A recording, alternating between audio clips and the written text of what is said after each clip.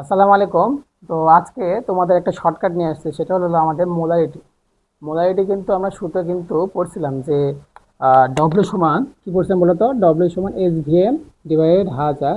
এখান থেকে আমরা কি নির্ণয় করছিলাম বলতো, এস নির্ণয় করছিলাম বলতো, এস সমান ডব্লিউ গুণ হাজার ডিভাইডেড ভি এম।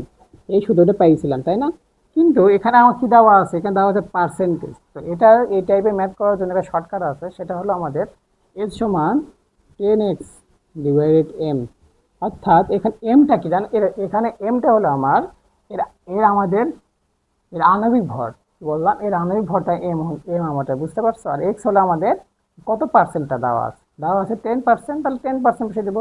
তোমার যে পরীক্ষাতে ধরলাম দেওয়া আছে 20%, তাহলে আমরা ওখানে 20% বসে দেবো, ঠিক আছে? অর্থাৎ কি দেওয়া আছে ধরলাম 10 গুণ 10 ডিভাইডেড 106। ক্যালকুলেশন করি তাহলে কত হয় দেখি আমরা। ক্যালকুলেশন করলে হয় 0.94। 0.94 কি হবে বলো তো? এখন মোলারিটি একক কি বলো, মোলার না? বড় হাতে এম দিতে হবে, ঠিক আছে?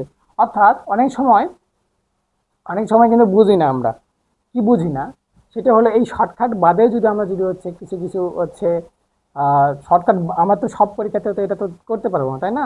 তো এই 10% কিন্তু বলতে গেলে কি বোঝায় জানো? 10 ডিভাইডেড 100 বোঝায় না? আর এটা এটা বলতে বোঝায় ডব্লিউ ডিভাইডেড ভি বোঝায়। কি বললাম? কিছু না বুঝালেও এটা কিছু না বুঝালেও আমাদের ডব্লিউ ডিভাইডেড ভি বুঝাবে, ঠিক আছে? অর্থাৎ 100 মিলিলিটার দ্রবণে 100 মিলিলিটার দ্রবণে 10 গ্রাম কি আছে আমাদের, সোডিয়াম কার্বনেট আছে। কি বললাম? 100 গ্রাম না, সরি, 100 মিলিলিটার দ্রবণে 10 গ্রাম সোডিয়াম কার্বনেট আছে, ঠিক আছে? এইভাবে আমরা যদি ঐকিক নিয়মে যদি করি আমরা করতে পারবো, ঠিক আছে? আর শর্টকাটে যদি করতে চাই পরীক্ষাতে অল্প সময়ের জন্য করতে চাই, তাহলে আমরা এই সূত্রটা আমরা কি করব, অ্যাপ্লাই করব, ঠিক আছে? তো এরকম নতুনত্ব আরও এমসিকিউ শর্টকাট জানতে আমাদের নলেজ সেন্টার পেজটিকে একটু ফলো করে দিও। তো আল্লাহ হাফেজ, আসসালামু আলাইকুম।